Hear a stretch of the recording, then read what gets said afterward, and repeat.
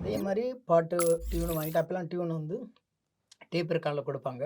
அல்லது வாக்மேன்ல போட்டு கேட்பாங்க உள்ளுக்குள்ள. ஒரு 10 நிமிஷம் பாட்டு எழுதுனதுக்கு பிறகு, சிச்சுவேஷன் கேட்டதுக்கு பிறகு, பாட்ட மியூசிக் டியூன வாங்குனதுக்கு பிறகு, ஒரு 10லேருந்து 15 நிமிஷம் டைம் கேட்பாரு. அப்ப நம்ம வெளியில போய் ஜாலியா எல்லாருமே அவர் மட்டும் காஃபி இருப்பாரு சாப்பிட்டு, உள்ள. அவரு மட்டும் உள்ளுக்குள்ள அவருடைய பாடுற ரூம்ல இருப்பாரு. அ. நம்ம போயிட்டு ஜாலியா டீ கீ சாப்பிட்டுட்டு, எப்ப கூப்பிட்டாலும் கூப்பிட்டு அப்படின்னு சொல்லும்போது, முடிச்சுட்டு மெதுவா வருவாரு. வந்துட்டு, அ. "ஆ எனக்கு ஒரு டீ, காஃபி தர்றீங்களா?" ஓகே. இப்ப அவர் அது ப்ரிப்பேர் ஆயிட்டாரு. ஆமா. அப்படி வந்துட்டு அதுக்கப்புறம், "சரி போலாமா?" அப்படிம்பாரு. ஏன்னா, அத வந்து கத்துக்கிட்டு என்ன இவங்கலாம் சொன்னாங்களோ, அதையெல்லாம் எடுத்துக்கிட்டு ஒருத்தர் அதுவாகவே உருவாகிற ஒரு களம் இருக்கு இல்லையா? அது வந்து இப்போ உள்ள பாடகர்கள் கத்துக்க வேண்டிய பாடம் அது. அது படம்லாம் இல்ல, பாடம் அது.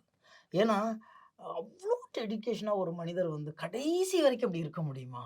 எவ்வளோ வெற்றி, எத்தனை மொழிகள், எத்தனை விருதுகள், எத்தனை பாராட்டுகள், எத்தனை மேடை, எத்தனை இசையமைப்பாளர் பார்த்திருப்பாரு, எத்தனை கதாநாயகர்கள கடந்து வந்திருப்பாரு. கொஞ்சம் யோசிச்சு பாருங்களேன். எவ்வளோ பேத்த உருவாக்குனதுக்கான ஒரு பின்புலமா அவருடைய குரல் இருந்திருக்கும். ஆனாலும் கடைசி வரைக்கும் அந்த தன்மையோட இருந்த ஒரு இசையமைப்பாளர் யாருன்னா, எஸ்பிபி தான்.